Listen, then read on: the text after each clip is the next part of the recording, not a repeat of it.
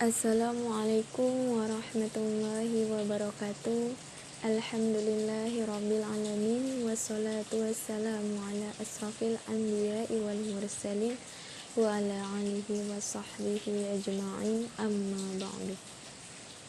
Baiklah, kami dari kelompok 10 ingin mempresentasikan hasil tugas kami yang berjudul konflik dalam organisasi, yang disusun oleh saya sendiri dan Cindy Lestari. Pengertian konflik. Konflik dapat diartikan sebagai ketidaksetujuan antara dua atau lebih anggota organisasi atau kelompok-kelompok dalam organisasi yang timbul karena mereka harus menggunakan sumber daya yang langka secara bersama-sama atau menjalankan kegiatan bersama-sama, dan atau karena mereka mempunyai status, tujuan, nilai-nilai, dan persepsi yang berbeda. Macam-macam konflik dalam organisasi. 1. Konflik di dalam individu. Konflik ini timbul apabila individu merasa bimbang terhadap pekerjaan mana yang harus dilakukannya. Bila berbagai permintaan pekerjaan saling bertentangan, atau bila individu harus diharapkan untuk melakukan lebih dari kemampuannya.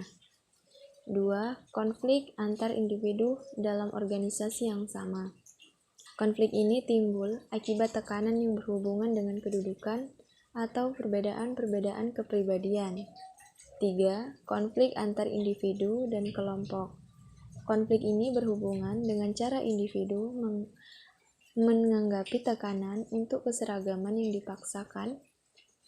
dipaksakan oleh kelompok kerja mereka. Contohnya, seseorang yang dihukum karena melanggar norma-norma kelompok. 4. Konflik antar kelompok dalam organisasi yang sama. Adanya pertentangan kepentingan antar kelompok. 5. Konflik antar organisasi. 6. Akibat adanya bentuk persaingan ekonomi dalam sistem perekonomian suatu negara. Konflik semacam ini diakui sebagai sarana untuk mengembangkan produk baru, teknologi, jasa-jasa, harga yang lebih rendah, dan pemanfaatan sumber daya yang tersedia secara lebih efisien. Sebab-sebab timbulnya konflik nanti akan dijelaskan oleh rekan saya, Cindy Lestari. Sebagai timbulnya konflik: 1. Berbagai sumber daya yang langka.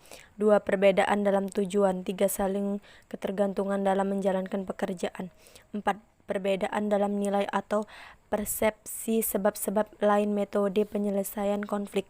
Metode ini dapat terjadi melalui cara-cara: 1. Kekerasan yang bersifat penekanan otokratik. 2.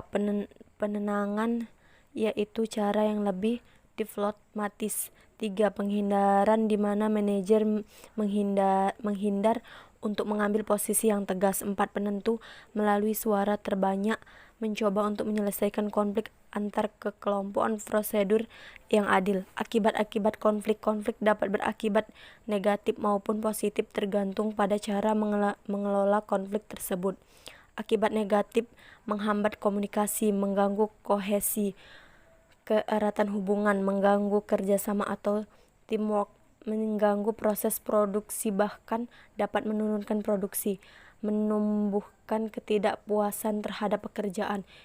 Individu atau personil mengalami tekanan stres, mengganggu konsentrasi, menimbulkan kecemasan, mangkir, menarik diri, frustasi, dan aptisme. Dalam positif dari konflik membuat organisasi tetap hidup dan harmonis, berusaha menyesuaikan diri dengan lingkungan, melakukan adaptasi sehingga dapat terjadi perubahan dan perbaikan dalam sistem dan prosedur, mekanisme, program, bahkan tujuan organisasi, memunculkan keputusan-keputusan yang bersifat inovatif, memunculkan persepsi yang lebih kritis terhadap perbedaan pendapat. Contoh kasus: 2. Konflik antar karyawan dengan pimpinan. Umumnya pihak karyawan yang lebih cenderung untuk diam meskipun mengalami pertentangan dengan pihak atasan. Yang penting bagi suatu organisasi adalah agar setiap konflik hendaknya bisa diselesaikan dengan baik. Kebanyakan suatu konflik menjadi makin berat karena lama terpendam. Karena itulah penting bagi suatu organisasi menemukan konflik atau sumber sedini mungkin. Cara yang ditempuh adalah dengan mengalahkan saluran komunikasi ke atas. Upward channel of communication. Satu hal yang dapat kita simpulkan bahwa dalam berorganisasi antar individu banyak sekali gesekan-gesekan yang terjadi karena karakteristik individu yang berbeda-beda. Dalam hal berorganisasi, kita memerlukan sikap-sikap yang keras dan menentukan alur organisasi dan sikap-sikap kepemimpinan yang tegas sesuai yang telah kita bahas sebelumnya. Sekian pembahasan materi presentasi kami hari ini. Lebih dan kurang kami mohon maaf. Wabillahi taufik wal hidayah. Wassalamualaikum warahmatullahi wabarakatuh.